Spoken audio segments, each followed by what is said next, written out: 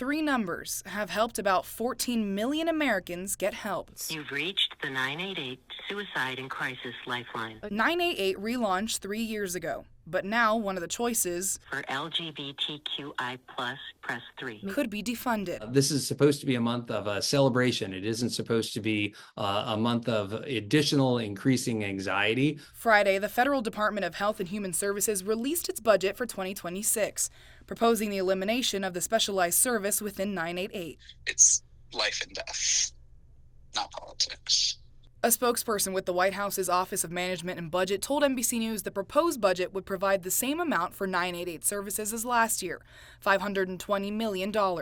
But they went on to say it won't grant taxpayer money to a chat service where children are encouraged to embrace radical gender ideology without their parents' consent. Mark Henson with the Trevor Project argues the counselors on the other end help kids navigate what they're feeling. We bring the clinical data and the proven best practices of counselors who have a understanding of the particular drivers of suicide among LGBTQ plus youth. The national organization is one of 7 providers answering 988's LGBTQ subline, which has answered 1.3 million calls since starting. It's a real open question of will these folks know who to reach out to before it's too late? That concern is one Nathan Saavedra with Equality New Mexico shares as well. We do constantly hear from LGBTQ folks across New Mexico asking us where resources are or where they can go to access the resources they need. One of those resources is the Agora Crisis Center.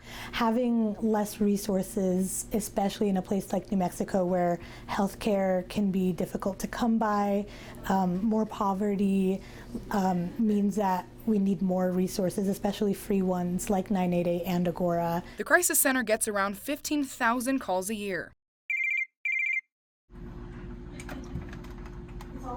A number they think could go up if other resources go away. One of the reasons that LGBTQ youth have such a high suicide rate is that feeling of isolation, feeling like no one understands, and maybe they haven't told anyone in their lives.